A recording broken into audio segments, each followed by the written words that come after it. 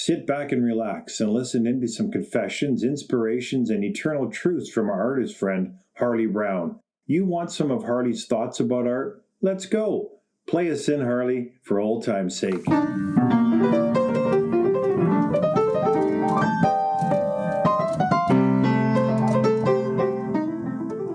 Hello, I'm Harley Brown, and I'm here to pass on to you my art knowledge and experiences.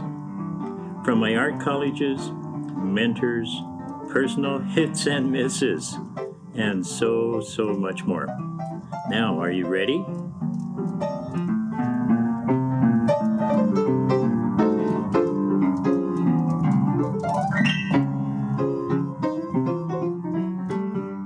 Here I'm going to talk about an artist's inspiration coming to a full stop when there's brain freeze and no incentives flowing through the mind. Yes, there are times that we're down and not up to paint or draw. This happens. It happens to me enough times that I'm not surprised. When it does, I know how to fix the downer. Here's the strange part. I seem to dwell in that empty feeling. I'm not going to draw, not this time. I'm way too morbid. Nothing good is in me. That's when my inner mind gets me up to go into the studio. I grab a pencil and start drawing anything. After several seconds go by, I can't stop. Why? Because I'm creating. Creating is an adrenaline basis of life. In the arts, creating a character on stage, rewriting a page, a personal dance step, song, poem. So much within us needs to come out. After a minute or two, I'm on my way.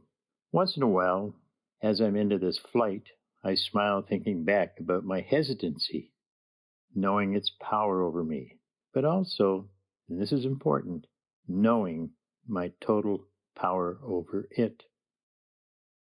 Let me add that this always works, and I can tell you, I have known some bad times, combining with those unexplainable, uninspiring moments.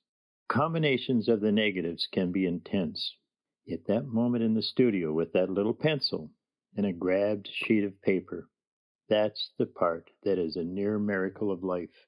There are artists who say they just can't get up to the easel because they've lost their feel for their work or are simply at a standstill. My answer is just what you heard from me.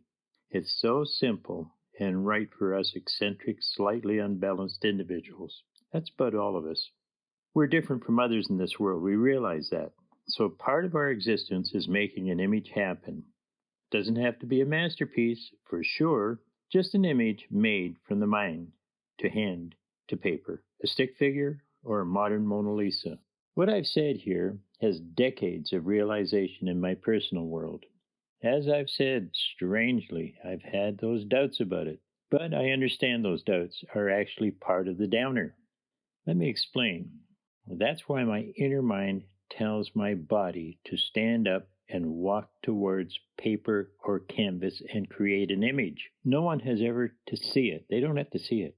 This created image goes back into those eyes and into the mind, and the mind becomes alive.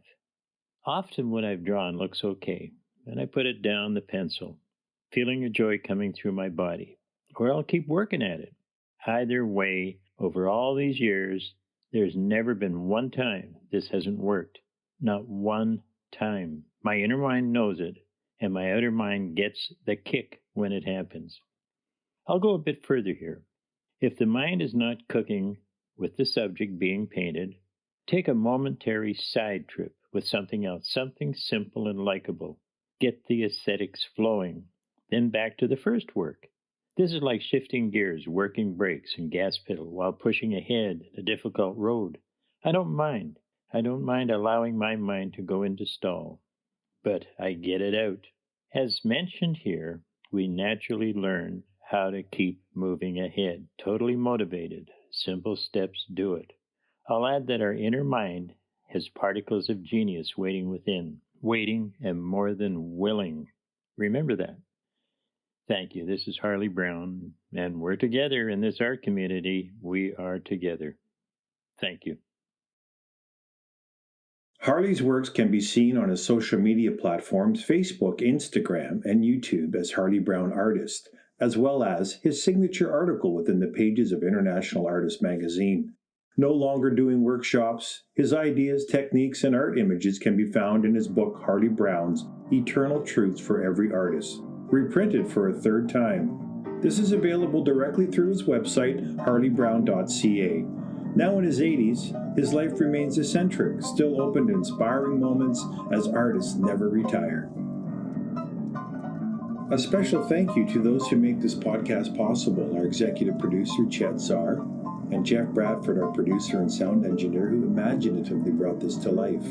Much appreciation to all our affiliates within the Dark Arts Society. Please check out their many diverse podcasts and reach out to support them on Patreon. We're artists, and we're together.